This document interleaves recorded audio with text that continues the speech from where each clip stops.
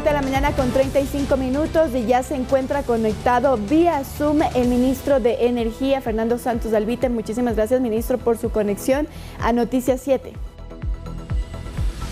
Buenos días a ustedes y a la audiencia. Ministro, quisiera iniciar preguntándole cómo nos estamos preparando para un posible estiaje aquí en el Ecuador. ¿Cuáles son las previsiones que se están tomando de parte de las autoridades?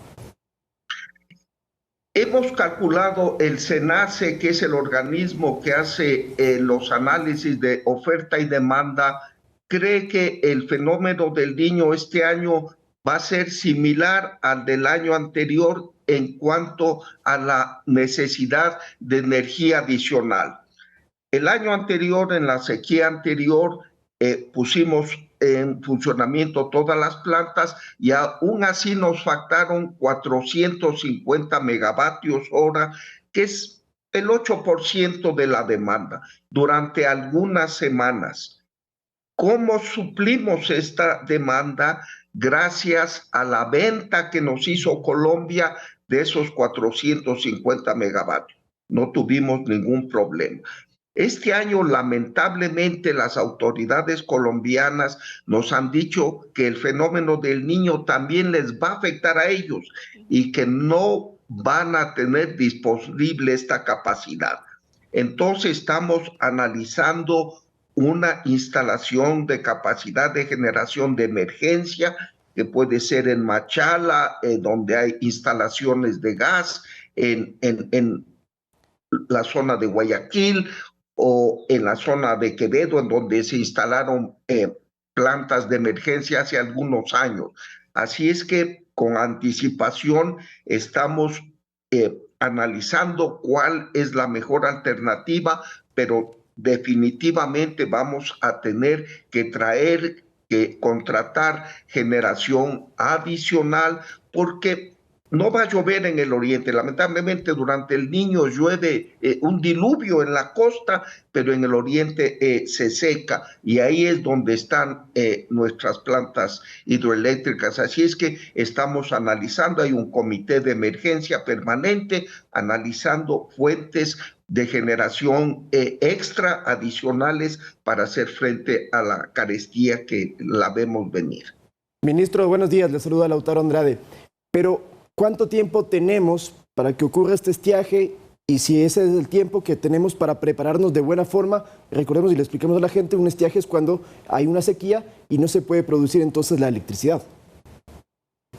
Así es, sí. Se espera que para noviembre o diciembre sean las temporadas críticas, hasta marzo, ¿verdad? Así es que sí tenemos algunos meses. No nos va a faltar el tiempo. No tenemos ningún problema, va a haber un cambio de gobierno, pero el país está primero. Cualquiera que gane va a comprender que si no le dejamos instalada la capacidad extra, va a tener apagones y sería una catástrofe. Así es que tampoco le vamos a dejar un contrato de 10 años, ¿verdad? No sería políticamente correcto, pero hasta diciembre tenemos para que esté ya instalada la nueva generación, comenzando en octubre, noviembre. Estamos con tiempo. Ministro, usted se ha referido a que una de las previsiones sería también pensar, por ejemplo, en Machala, pero hace algunos días le escuchábamos también que era complicado importar gas para ese sector. Eso por una parte, y en el otro aspecto, ¿cómo sigue la licitación para el Campo Amistad? Bien, comienzo por el final de su pregunta. La licitación para el Campo Amistad está lista, en las próximas semanas saldrá. Hemos tenido problemas más bien de orden ecológico, ¿verdad? Recordemos, el país, en un gesto muy noble con la comunidad internacional, declaró una franja de 8 millas junto al perfil costanero como una zona de mucho cuidado, y en la isla Santa Clara, en donde está el Campo Amistad, también se había declarado hace algunos años un santuario, un área protegida, cuando no ha habido ninguna razón. Estamos hablando con medio ambiente, han comprendido que el gas es un producto limpio, es la generación que reemplaza al diésel. Así es que en pocas semanas estará lo de Amistad, pero eso es a largo plazo. Lamentablemente, hasta que traigan la plataforma, primero hasta que se adjudique y traigan la plataforma cualquier compañía adjudicada, toma meses o un par de años. Bien. Ministro, y ahí me detengo un ratito porque quisiera preguntarle sobre lo del campo de amistad, es decir, que se quedaría en Petroecuador, ya no pasaría al Ministerio del Ambiente como en un principio se había pensado. ¿Cómo se va a hacer, digamos, de esa licitación?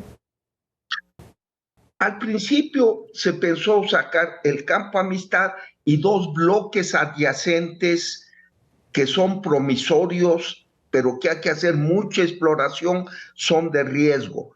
Sino que para atraer compañías para exploración en áreas vírgenes, llamémosle, las compañías les gusta el contrato de participación.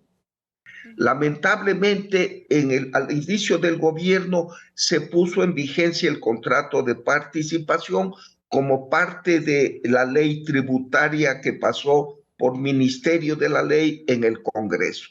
La Corte Constitucional declaró inconstitucional la parte de hidrocarburos, estas reformas, no por el fondo, sino por la forma, dijo, solo debió haberse tratado la ley tributaria. Entonces ya no hay la posibilidad de que Petroecuador contrate a través de prestación de servicios. Podría pasar el bloque al ministerio, el ministerio sí tiene esa capacidad, pero se demoraría mucho tiempo. Entonces hemos decidido ir en 2 pasos. Primero, sacar el bloque como está, bajo prestación de servicios, y que lo saque Petroecuador. Y en un segundo momento, cuando pueda Petroecuador sacar o vuelva al ministerio, sacar el contrato de prestación de participación, que es más atractivo. Así es que saldrá como está en las pocas semanas a través de Petroecuador. Ese es un tema. El otro tema es el traer gas natural licuado. Del campo Amistad, todos los pozos están conectados a una boya. Esta boya distribuye el gas a la planta de Termoamachala y a una planta de licuefacción de gas. Bien, en Petroecuador, en un análisis preliminar, se dijo que si viene un buque con gas natural, no podría utilizar esta boya por diferencia de presión, ¿verdad? El gas que fluye de los pozos y llega a esta boya tiene una presión. El gas que sale del buque, saldría del buque que trae gas importado, tendría otra presión y habría un problema en estas 2 presiones y la boya no aguantaría. Ese es un estimado preliminar de Petroecuador. Hay que hacer un análisis más profundo, quizás sí se pueda instalar esta boya con unos pequeños cambios, no hacer otro. Otra posibilidad es traer un buque con gas a una terminal en la provincia del Guayas que se llama Las Esclusas.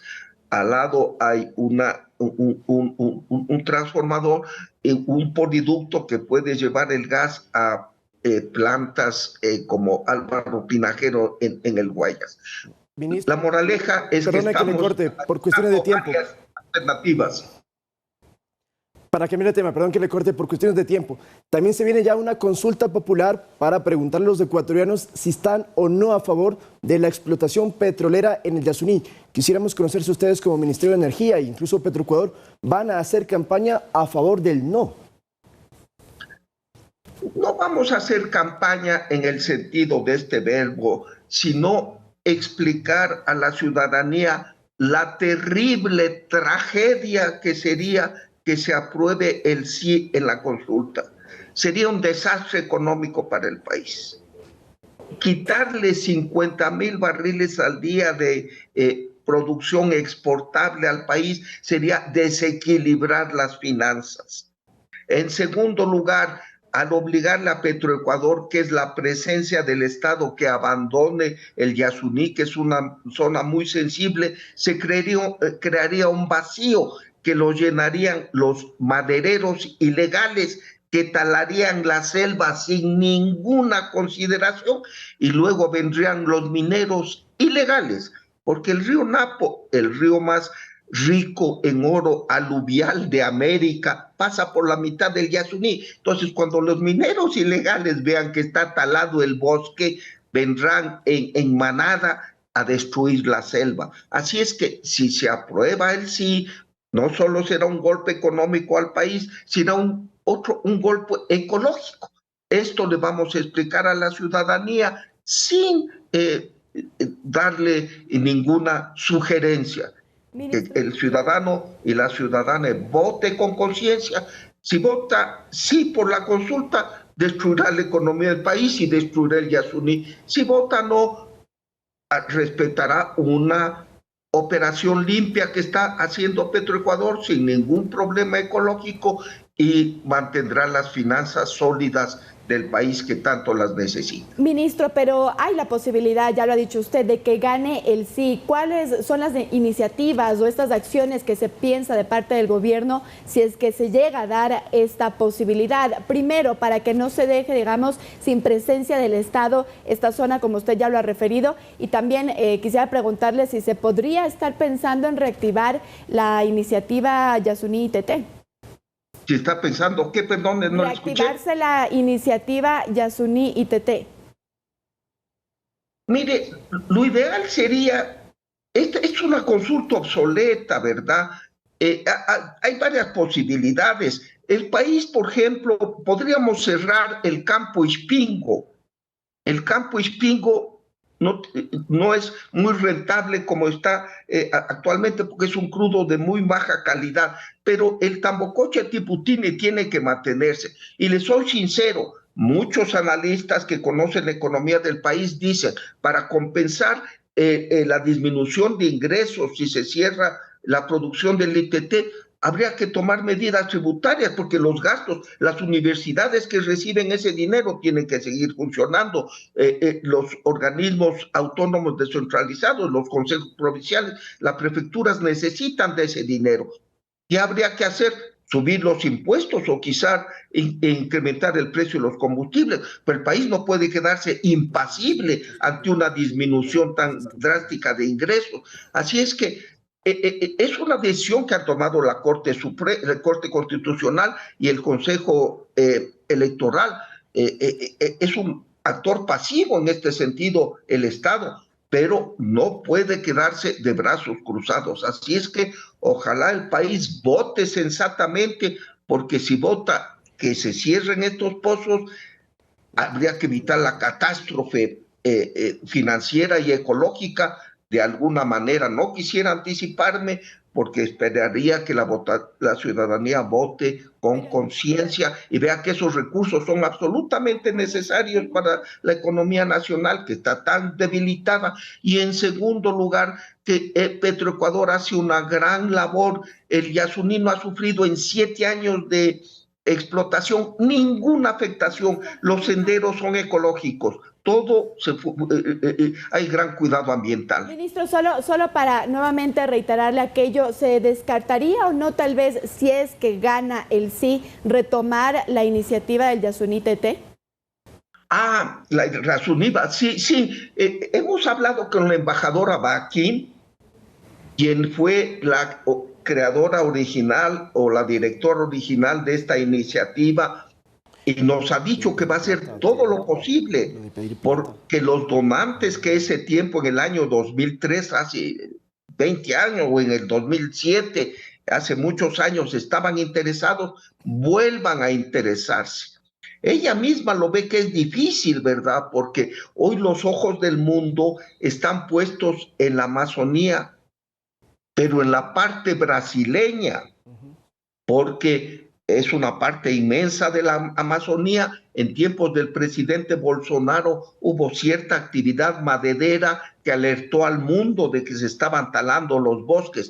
Entonces, toda la atención del movimiento ecológico mundial está puesta en la selva brasileña. Va a ser un poco difícil atraer esos donantes a una parte tan pequeña como es la parte ecuatoriana, pero La señora Baki conversó con nosotros aquí en Quito, ha retomado el tema, no nos ha dicho cómo están los resultados. Soy sincero, lo veo un poco difícil, los temas toman importancia y se desvanecen con el tiempo. Esta iniciativa de la parte ecuatoriana ya ha perdido un poco de actualidad, revivirla va a ser difícil, pero estamos también analizando como plan B, diría, menos probable, pero sí se lo está analizando. Muy bien. Entonces le agradecemos al ministro de Energía, Fernando Santos Albite. Hemos hablado tanto del fenómeno del Niño como la explotación petrolera en el Yasuní. Con esto le agradecemos, ministro. Y Andrea, nos vamos a dar una pausa entonces. Así es, muchísimas gracias, ministro.